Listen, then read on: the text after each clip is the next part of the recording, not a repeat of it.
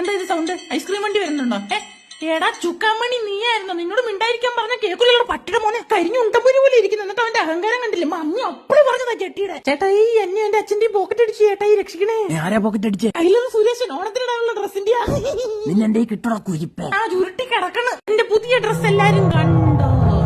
പിന്നെ രതീഷിന്റെ കടയിൽ നിന്നായിരിക്കും അല്ലേ? അതെ, പറഞ്ഞില്ല തെണ്ടി. നമ്മുടെ അണ്ടി കമ്പനി പൂട്ടിയതിനെതിരെയുള്ള സമരം മക്കളെ. ശശികൊക്കിന്റെ അണ്ടി വിട്ട് തരിക. അയ്യേ അതല്ല അതല്ലേ ആ കെട്ടിക്കിടക്കുന്നു വണ്ടികളെല്ലാം. ഇറങ്ങി പോടാ ചൊപ്ര തലയാടുന്നു മനുഷ്യനെ നാറ്റിക്കാൻ. ഞാൻ പിണക്കോ? എനിക്ക് മൊബൈൽ കേസ് മേടിച്ചു തന്നില്ലല്ലോ.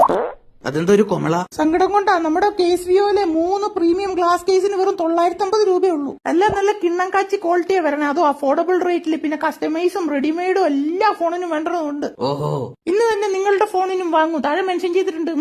നമസ്കാരം. ബാലവേല ചെയ്യിപ്പിക്കുന്നത് ഇല്ലീഗൽ ആണെങ്കിൽ പിന്നെങ്ങനെയാണ് ബാലതാരങ്ങളെ കൊണ്ട് സിനിമയിൽ അഭിനയിപ്പിക്കുന്നത്? അപ്പൊ നടൻ ബാല അഭിനയിക്കുന്നതോ? അതുപോലെ തന്നെ കാർ നമ്മൾ റൈറ്റ് സൈഡിലൂടെ ഓടിച്ചാൽ എന്തുകൊണ്ടാണ് എല്ലാരും നിങ്ങൾ റോങ് സൈഡിലാ വരുന്നതെന്ന് പറയുന്നത്? അത് റൈറ്റ് സൈഡ് അല്ലേ? ടും ടും ടും ടും. Like bed